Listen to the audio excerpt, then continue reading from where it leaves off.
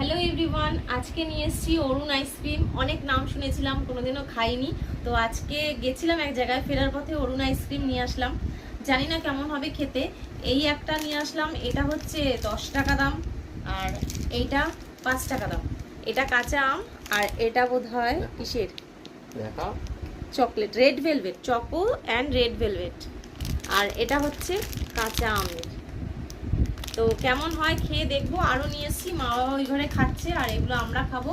আরও রেখে দেবো, কারণ কালকে মিঠি আসবে, মিঠিও খেতে পারবে। ঠিক আছে, তো খুলেছি, কালকে দেখো সাইজ দেখো। তা আমের গন্ধটা খুব সুন্দর লাগছে, মনে হচ্ছে যেন কাঁচা আমেরই গন্ধ। টেস্ট আছে, ভালো লাগছে।